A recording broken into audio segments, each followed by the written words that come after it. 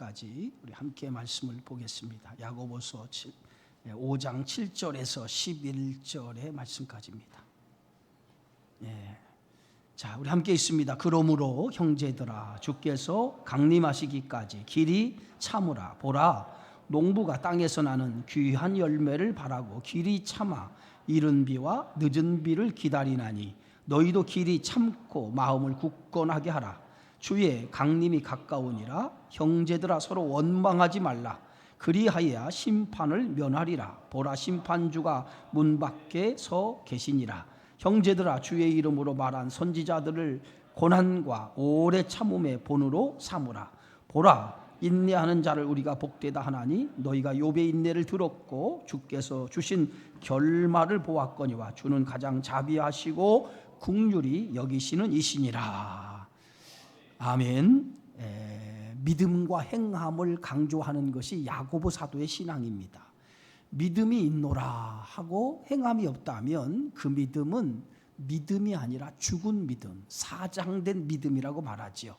믿음은 반드시 행함을 동반할 때 그 믿음의 결과가 어마어마한 결과로 나타난다는 거예요. 아무리 우리가 성경의 말씀을 들어도 그 말씀을 행함으로 옮기지 않으면 말씀이 살아서 역사하지 못하다는 거예요. 그러니까 우리가 큐티를 나눌 때 그 큐티의 나눔을 묵상하고 그 묵상한 말씀의 기도 제목이 떠오르면 그 기도 제목을 가지고 삶으로 옮길 때 거기서 하나님의 역사가 나타나는 거예요. 그게 믿음의 삶이라는 거예요. 신앙생활이라고 할 때 이 신앙생활은 어떤 생활이냐, 오늘 본문에서는 딱 한 가지로 얘기하고 있어요. 신앙생활은 영적인 싸움이다라고 말합니다. 영적인 싸움. 근데 이 영적인 싸움을 하기 위해서 제일 중요한 것이 뭐냐면 인내라고 하는 신앙이 필요하다는 거예요. 인내. 왜냐하면 신앙생활은요, 잠깐 하고 마는 게 아니에요. 그죠? 우리가 신앙생활이라고 하는 것은 길고 긴 싸움이 신앙생활이잖아요. 내가 40대에 시작했으면 이 신앙생활이 언제까지 해야 됩니까? 죽을 때까지. 내가 모태신앙으로 신앙생활을 했으면 언제까지요? 죽을 때까지예요. 그러니까 신앙생활의 끝은 언제예요? 우리가 주님의 나라 갈 때까지예요. 그렇다면 우리 신앙생활이 어찌 보면 대단히 긴 영적인 싸움인데, 이 영적인 싸움을 하기 위해서는 우리가 가장 중요한 것이 뭐냐? 인내라고 하는 신앙이 있어야만이 이 길고 긴 신앙의 싸움을 승리할 수 있다는 거예요. 아무리 믿음의 삶을 잘했다 할지라도 중간에 딱 믿음의 삶을 포기한다면 아무런 의미가 없는 거예요. 끝까지 어떤 어려움이 있다 할지라도 그 어려움을 극복하고 끝까지 달려갈 길을 달려가야만이 우리가 하나님 앞에 인정된 자로서 서게 되어지는 줄 믿습니다. 그러니까 끝까지 하는 게 중요해요. 우리가 신앙생활 하다 보면요, 우리가 여러 일들을 경험해요. 여러분 신앙생활이 평탄한 것 같죠? 그렇지 않아요. 신앙생활 하다 보면 여러 가지 일들이 많이 있어요. 특별히 우리가 교회 생활 안에서 교회 생활 속에서 가장 많이 일어나는 문제가 뭐냐면 교인들 간에 상처받는 문제. 여러 가지 문제 중에서 그것이 제일 크고, 그런 문제 때문에 신앙생활을 중도에 포기하고 고만하는 사람들이 대단히 많아요. 또 그것뿐만 아니라 살아가는 삶의 문제, 물질의 문제라든가 여러 가지 건강의 문제, 여러 가지 문제 때문에 우리가 신앙생활을 중도에 포기하는 것들이 굉장히 많다는 거예요. 그런데 그런 많은 문제들이 있지만 그것을 끝까지 잘 참고 견뎌서 마지막까지 승리하는 자가 되어져야 된다는 거예요. 그래서 계시록에 보면 7 교회에 주시는 말씀이 있어요. 그런데 7 교회에 주시는 말씀의 마지막 부분에 뭐라고 써 있냐면 이기는 자에게는 이라고 하는 말씀이 계속해서 반복되어 있어요. 이기는 자만이 하나님의 축복을 받을 수 있다는 거예요.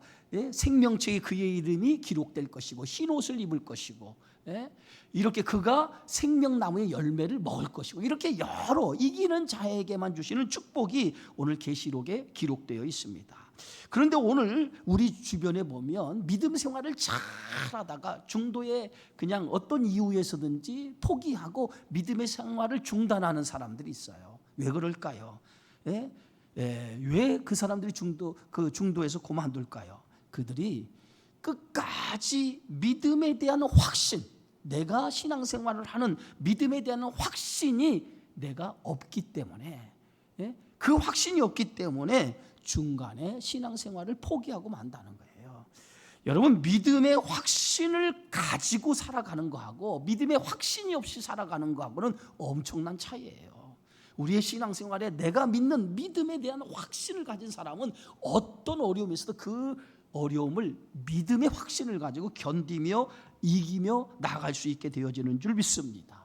성경은 뭐예요? 하나님의 약속으로 된 책이죠. 구약은 오래된 약속, 신약은 새로운 약속이라고 하는데, 구약은 뭐예요? 메시아가 오실 것에 대한 약속이고요. 신약은 뭐예요? 오신 메시아에 대한 약속. 이제 신약에 주시는 그 약속은 마지막 약속 하나밖에 안 남았어요. 그건 뭡니까? 다시 오시마. 재림의 주님이, 재림으로 다시 오실 것을 주님이 약속하신 것이 신약의 말씀이에요. 이제 우리는 그 약속을 믿고 살아가는 사람이란 말이에요. 그래서 우리는 그 약속이 흔들리지 말아야 돼요. 반드시 주님이 강림하신다, 다시 오신다, 그날까지 우리가 믿음을 굳게 지키고 우리의 신앙생활이 어떤 어려움이 있어도 인내하며 견뎌야 된다라고 하는 그 확고한 믿음이 여러분에게 있어져야 될 줄 믿습니다. 그래서 야고보 사도는 본문에서 이렇게 말하죠. 오늘 형제들아, 주께서 강림하실 때까지 어떻게 하라? 길이 참으라 그랬어요. 주께서 강림하실 때까지 길이 참으라 라고 말합니다. 당시에 예수님이 이제 곧 재림할 거다라고 얘기했는데, 그 당시의 사람들 가운데는 일부 예수님의 재림에 대해서 의심하는 사람들이 있었다는 거예요. 그래서 그들로 하여금 주의 재림은 분명하니까 길이 참고 예수님이 오실 때까지 견뎌라 라고 이렇게 야고보 사도가 지금 그 초대교회 성도들에게 말씀하고 있어요. 그래서 오늘 농부가 땅에서, 오늘 보면 농부가 땅에서 난 귀한 열매를 바라고 길이 참아 이른 비와 늦은 비를 기다리는 것처럼 길이 참으라는 거예요. 여러분 농부가 이른 봄에 씨를 뿌리죠. 씨를 뿌릴 때 농부는 왜 씨를 뿌리죠? 가을에 열매를 기대하면서 씨를 뿌리는 거예요. 지금 당장 씨를 뿌릴 때는 열매가 없어요. 그러나 가을에 이 씨가 자라서 가을에 분명한 열매를 맺을 것을 생각하면서 농부는 씨를 뿌리는 겁니다. 만약에 농부가 가을에 열매를 맺을 것이라고 하는 믿음이 없다면 씨를 뿌리겠습니까? 씨를 뿌리면서 반드시 가을에 열매를 맺을 것이다, 이 확신이 있기 때문에 그 확신을 가지고 씨를 뿌리는 거예요. 네? 그렇기 때문에 농부는 열매를 맺기까지 이제 뭘 기다려요? 하나님께서 열매를 맺어주는 때를 기다리는 거예요. 그 때가 뭐냐면 늦은 비, 이른 비와 늦은 비를 기다리면서 열매를 맺을 때를 기다린다는 거예요. 여러분, 이스라엘 땅에는요, 이른 비는 언제 내리냐면 10월 하순과 11월 상순에 이른 비가 내립니다. 이 비가 오지 않으면 씨를 뿌려놓고 싹이 나질 않아요. 씨가 싹이 나지 않아요. 그래서 그들은 씨를 심어놓고 반드시 이른 비가 오기를 기다려요. 마치 우리가 봄에 씨를 뿌려서 그 씨가 되면 식목일 정도 되면은 비가 내리는 것처럼, 그 비를 기다리는 것처럼 오늘 유대인들은 10월에 이른 비가 내리거든요. 그러면 늦은 비는 언제 내리냐? 늦은 비는 4월에서 5월에 늦은 비가 내려요. 이 늦은 비가 내리고 난 다음에 추수 때가 오는 거예요. 그래서 이른 비와 늦은 비를 누가 기다리냐? 농부는 기다리는 거예요. 그 이른 비가 내리기만을, 늦은 비가 내리기만을 농부는 기다려요. 그러나 이른 비와 늦은 비는 누가 주는 거예요? 농부가 할 수 있는 게 아니에요. 그것은 자기 영역 밖이에요. 누가 줘야 돼요? 하나님께서 이른 비와 늦은 비를 줘야 된다는 거예요. 그때까지 농부는 하나님께서 이른 비를 주고 늦은 비를 줄 때까지 기다리는 거예요. 열매를 맺기까지도 기다리는 것처럼 이른 비와 늦은 비가 올 때까지도 또 기다리는 거예요. 이러면서 참으면서 때를 기다리는 거예요. 이게 농부의 마음이라는 거예요. 예? 이처럼 믿음의 삶은 열매의 때를 기다리는 것처럼 인내가 필요하다는 거예요. 예? 바로 그러한 인내를 가져야만이 우리가 신앙생활에 승리할 수 있다는 거예요. 자, 야고보 사도는 이렇게 말합니다. 오늘 8절에 보면 너희도 길이 참고 마음을 굳게 굳건하게 하라. 주의 강림이 뭐하니라? 가까우니라. 너희도 길이 참고 마음을 굳건하게 하라는 거예요. 주의 강림이 가까운데, 주님의 강림이 오실 때까지 길이 참으라는 거예요. 마음을 굳건하게 하라는 거예요. 반드시 하나님의 약속이 이루어질 것을 믿고 마음을 굳건하게 하며 주의 약속을 기다리라는 거예요. 여러분, 사탄은 우리가 가지고 있는 약속에 대한 믿음을 막 흔들어요. 삶의 여러 가지 상황을 통해서 우리의 믿음을 막 흔듭니다. 그럴 때에 이 하나님이 주신 약속에 대한 이 믿음이 흔들려서는 안 돼요. 흔들릴 때마다 뭘 떠올려야 됩니까? 주님의 약속을 떠올려야 된다는 거예요. 그래야만이 우리가 어떤 상황에서도 우리의 믿음이 흔들릴 때 그 약속을 떠올리면 우리의 믿음이 흔들리다가도 우리의 믿음이 굳세질 수 있다는 거예요. 여러분, 이스라엘 백성이 광야에서 넘어진 이유가 어디 있습니까? 하나님의 약속을 굳게 붙들지 않아서 그래요. 이스라엘 백성들이 하나님 주신 약속을 굳게 붙들었다면 아무리 광야 생활이 힘들어도 약속을 바라보며 그 약속을 가지고 이스라엘 백성이 인내하며 견뎠을 거예요. 그러나 약속에 대한 믿음이 흔들렸기 때문에 그들이 불순종하고 그들이 불평하고 원망할 수밖에 없었다는 거예요. 성경은 우리에게 약속을 따라 사는 믿음이 얼마나 중요한가라고 하는 것을 한 사람을 통해서 우리에게 보여줬는데, 그 사람이 누구냐? 믿음의 조상인 아브라함을 통해서 우리에게 말씀하고 있어요. 하나님은 갈대아 우르에서 우상을 섬기며 살던 아브라함을 하나님 부르셔서 하나님 말씀하시죠. 고향과 친척 아버지 집을 떠나 내가 너에게 지시하는 땅으로 가라 라고 하나님이 말씀하셨어요. 그런데 가라라고 말씀하시면서 하나님이 그냥 가라고 하지 않았어요. 하나의 약속을 아브라함에게 해줬어요. 그 약속이 뭡니까? 내가 너로 큰 민족을 이루고 내가 너에게 복을 주어 내 이름을 창대하게 하리라 라고 하는 그러한 약속을 주시면서 하나님은 내가 살고 있는 땅에서 떠나라고 말씀을 했어요. 아브라함은 하나님의 약속을 받았어요. 그리고 그 약속을 받고 떠나죠. 그의 나이에 75살에 약속을 따라 떠나갑니다. 그러나 아브라함도 하나님의 약속을 받고 떠났지만은 아브라함도 흔들릴 때가 있었어요. 여러분, 아브라함이 믿음이 좋은 것 같죠. 그러나 사실 우리가 아브라함의 생애를 이렇게 들여다보면 아브라함도 저와 여러분과 별반 다를 게 없다라고 하는 것을 우리가 알 수가 있어요. 아브라함도 하나님의 약속을 가지고 출발했지만은 삶의 위기가 찾아오니까 그 약속이 막 흔들려서 하나님 약속을 버리고 블레셋 땅으로 내려가기도 하고, 이렇게 하나님의 약속을 저버릴 때가 한두 번이 아니었다는 거예요. 마지막 그 가운데 가장 결정적인 게 뭡니까? 하나님께서 분명히 너로 말미암아 큰 민족을 이고 너로 내 이름을 창대케 하겠다라고 말씀하셨는데 아브라함은 이 말씀을 믿지를 못했어요. 그래서 결국은 아브라함은 인간적인 방법을 동원해서 누굴 생산하죠? 자기 아들을 낳게 돼요. 그 아들이 뭐예요? 이스마엘이었어요. 하나님의 약속을 믿었다면 끝까지 참아야죠. 끝까지 기다려야죠. 그런데 아브라함이 끝까지 참고 끝까지 기다리지 못하고 점점 초조해지가 이제 남자로서의 기능도 끊어지고 점점 자식이 없는 것 때문에 두려움이 오고 자기 아내를 보니까 아내는 도저히 아이를 생산할 수 없는 나이가 된 거고, 그러니까 두려움과 초조, 불안이 결국은 하갈이라고 하는 몸종을 통해서 아이를 생산하고 말았습니다. 하나님에 대한 믿음이 흔들려서 생겨진 결과였어요. 하나님께서 그런 아브라함을 볼 때 얼마나 마음이 아프셨겠어요. 아브라함을 향해서 여러 번 그 시청과 교육도 시켜줬어요. 하늘의 별을 아브라함에게 보이게 하면서 저 별처럼 내 자손이 창대하리라. 모래를 보여주면서 이 땅의 모래알처럼 내 자손이 창대하리라고 이렇게 시청각을 통해서 하나님께서 보여줬는데도 불구하고 아브라함이 하나님 말씀을 믿지 못하고 아이를 생산하니까 얼마나 하나님께서 실망하시고 마음이 아프셨겠어요. 그래서 성경에 보니까 아브라함이 이스마엘을 낳고 나서 13년 동안 하나님이 아브라함을 찾으셨다라고 하는 얘기가 하나도 없어요. 그러면 뭘 얘기하느냐? 13년이라는 시간은 하나님과 아브라함과 영적인 관계가 끊어진 시간이었다는 거예요. 자, 13년 동안 하나님이 얼마나 마음이 아프셨으면 아브라함과의 관계를 끊었을까?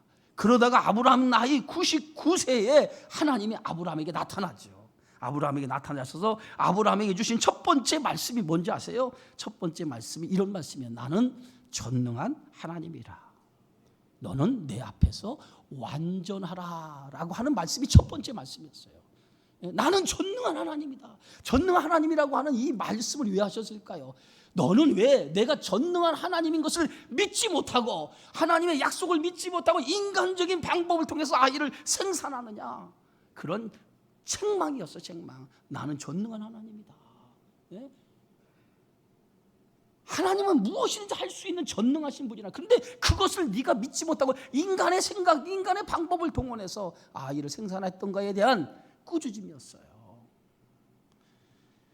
그리고 하나님께서는 다시 아브라함과 언약을 맺죠. 그 언약이 뭐예요? 오늘 성경 말씀 보니까 내가 너를 크게 번성하게 하고 너는 여러 민족의 아버지가 될지라 하고 다시 아브라함과 언약을 맺고 아브라함의 이름을 아브라함으로 바꿔줍니다. 이 아브라함의 이름은 어떤 뜻이죠? 열국의 아비라고 하는 이름으로 바꿔주면서 이제 아브라함은 그때 하나님의 말씀을 다시 붙잡고 믿음의 길을 다시 살아갈 때 하나님께서 그의 태를 열어서 사라의 태를 열어서 아이를 허락하죠. 그게 누굽니까?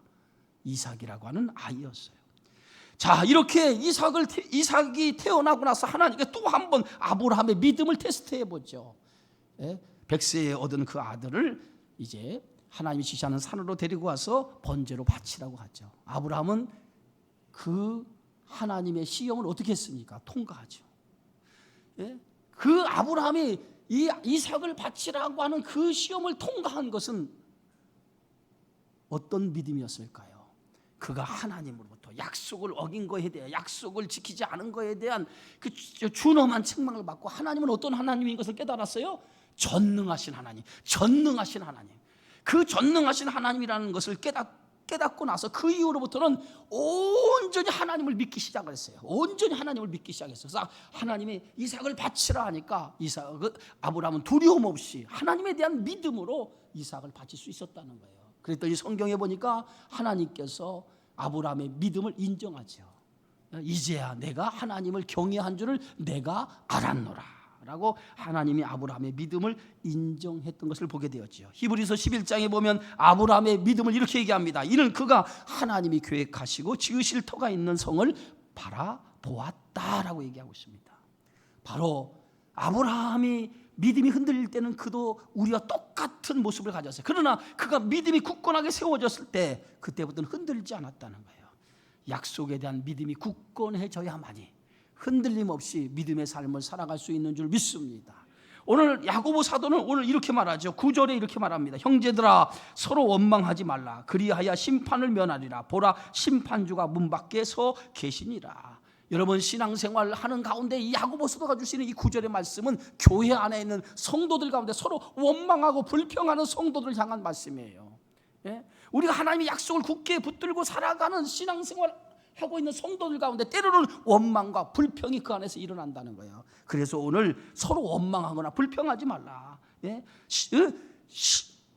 심판의 주가 문 밖에 서 계신 것을 늘 기억하면서 성도가 서로 원망하고 불평하기보다는 서로 서로 용기를 주고 서로 위로하고 서로 힘을 합쳐서 마지막 때까지 서로 하나님의 약속을 믿고 믿음의 길을 달려가라. 그런 의미에서 말씀하고 있는 줄 믿습니다. 여러분 낙심이 찾아오고 원망이 찾아오면 이렇게 생각하면 돼요. 지금 나의 믿음이 흔들리고 있구나 라고 생각하면 돼요.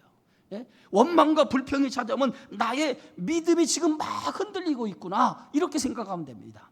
그러면 이 믿음이 흔들릴 때 우리가 이것을 이길 수 있는 것이 뭐예요? 믿음의 소망을 든든히 세우면 우리가 원망과 불평이 사라지고 하나님에 대한 믿음의 소망으로 우리 흔들리지 않는 믿음의 삶을 살아갈 수 있다는 거예요.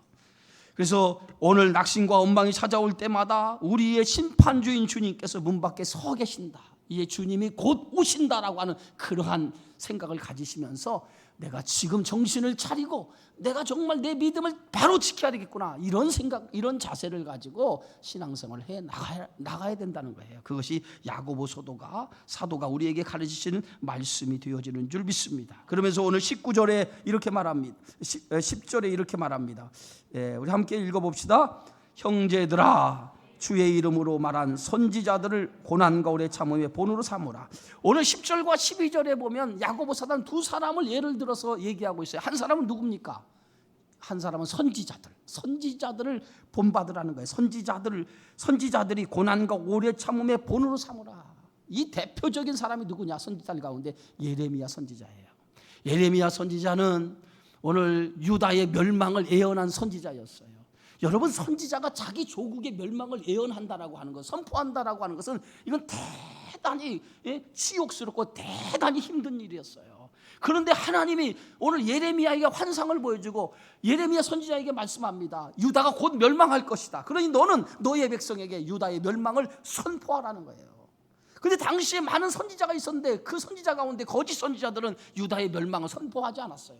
그러나 예레미야는 하나님의 말씀을 받고 그 말씀대로 유다의 멸망을 선포했어요. 얼마나 조국이 멸망하는 것을 선포하는 예레미야 심정이 얼마나 아팠겠습니까? 그래서 눈물로 자기 백성의 그 멸망에 대해서 선포하기 시작했어요. 그랬더니 예레미야를 감옥에 가두고 예레미야에게 엄청난 고난을 그들이 주었어요. 그러나 그 고난을 감수하고도 하나님의 말씀을 전했던 것을 보게 되어지죠. 이처럼 우리가 어떤 고난이 있어도 하나님의 말씀 앞에 바로 서는 사람, 하나님의 말씀을 가지고 살아가는 사람, 그런 성도가 되어질 때 우리의 신앙은 더 견고하게 세워지며 하나님의 뜻을 이루어가는 성도가 될 수 있는 줄 믿습니다. 믿음의 삶은 한마디로 말하면 어떤 삶이에요? 인내의 삶이다라는 거예요. 자, 그래서 11절에 보니까 우리 함께 읽습니다. 보라, 인내하는 자를 우리가 복되다 하나니. 인내하는 자가 어떤 사람이에요? 복 있는 사람이라는 거예요. 복 있는 사람. 예? 그래서 인내의 대표적인 사람이 또 한 사람 등장하죠. 누굽니까? 욥이에요. 자, 욥의 인내를 통해 우리에게 교훈하는 것이 있어요. 인내하는 자의 결말이 승리하는 것이라고 하는 것을 우리에게 분명하게 보여주고 있는 것이 욥의 인내를 통해서 우리에게 보여주고 있는 거예요. 우리가 욥기서를 보면 욥의 인내는 자신의 힘으로 되어진 인내가 아니죠. 하나님의 도우심의 인내였어요. 하나님의 욥을 긍휼히 여기셨고 자비로 여기셨기 때문에 욥이 인내할 수 있었다는 거예요. 그래서 욥의 인내는 그가 하나님의 긍휼하심과 자비하심을 통해서 그가 끝까지 인내할 수 있었다. 그러나 사실은요, 우리가 욥의 인내를 가만히 들여다보면 욥이 이렇게 시험을 당했던 그 이유 중에 하나가 뭐예요? 욥이 시험을 당한 이유가 뭡니까? 예? 하나님께서 욥의 믿음을 인정했기 때문에 욥이 시험을 당한 거죠. 그러나 그보다 더 중요한 것은 욥이 시험을 당한 이유는 하나님이 욥을 그만큼 사랑했기 때문에 욥이 시험을 당하는 것이었어요. 자, 그런데 욥은 그 시험을 당하는 욥이 계속해서 하나님 앞에 논쟁을 하는 장면이 욥기서 42장까지 끌고 가죠. 나중에 욥이 깨달아요. 자신이 아무런 죄가 없는데, 아무런 흠이 없는데 자신이 고난을 당하는 것을 나중에 하나님 앞에 깨닫게 되어지면서 하나님께서 얼마나 나를 사랑했는가를 그가 고백하게 되어지죠. 여러분, 이렇게 고난을 당할 때 흔들리지 않는 것은 딱 하나입니다. 인내의 신앙이에요. 인내의 신앙. 그것이 우리 고난 속에서도 흔들리지 않고 믿음의 생활을 해나갈 수 있는 가장 큰 원동력이 되어지는 줄 믿습니다. 여러분, 신앙생활 하다가 어떤 어려움이 있다고 신앙생활을 때려치고 포기하는 그러한 일이 일어나지 않고 끝까지 어떤 어려움이 있어도 참고 견딤을 통해서 끝까지 믿음의 길을 달려감을 통해서 하나님께서 맡겨주신 그러한 믿음의 귀한 일을 감당하는 저와 여러분의 삶이 되어지기를 주의 이름으로 축원합니다. 기도하겠습니다. 하나님.